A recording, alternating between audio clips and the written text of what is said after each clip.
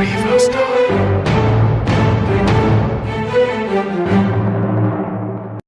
ิงตามบทรายงานต่อกองประชุมสมัยสามัญเทื่อที่4ของสภาแห่งชาติชุดที่8โดยท่านบ.แสงคำวงศ์ดารารัฐมนตรีกระทรวงแถลงข่าววัฒนธรรมและท่องเที่ยวเกี่ยวกับการจัดตั้งปฏิบัติแผนเวียกงานท่องเที่ยวในซุมปีผ่านมาและทิศทางแผนการในต่อหน้าเพื่อเฮ็ดให้การจัดงานปีท่องเที่ยวลาว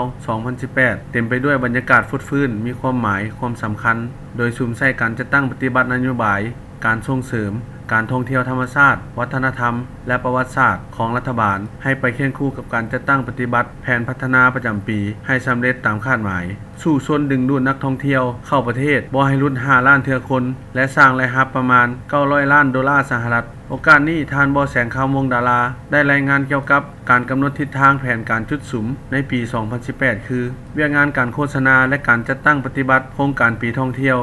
2018 โดยการสร้างกระบวนการโฆษณาและการจัดตั้งบรรดากิจกรรมในระยะปีท่องเที่ยว 2018 ให้บรรลุตามเป้าหมายที่วางไว้พร้อมนี้เวียกงานการพัฒนาการท่องเที่ยวแม่นรับรอง เผยแพร่และจัดพิมพ์มาตรฐานสถานที่ท่องเที่ยวของลาวในปี 2019 หา 2020 ดำเนินการฝึกอบรมให้คณะรับผิดชอบประเมินผลขั้นแขวงขั้นเมืองและดำเนินการจัดระดับสถานที่ท่องเที่ยวของลาวในขอบเขตทั่วประเทศจัดตั้งปฏิบัติเป้าหมายการพัฒนาการท่องเที่ยวแบบยืนยงและพัฒนาการท่องเที่ยวสีเขียวนอกจากนี้ยังมีเวียกอื่นๆที่ต้องได้เร่งจัดตั้งปฏิบัติให้ปรากฏผลเป็นจริงในเวลาอันใกล้นี้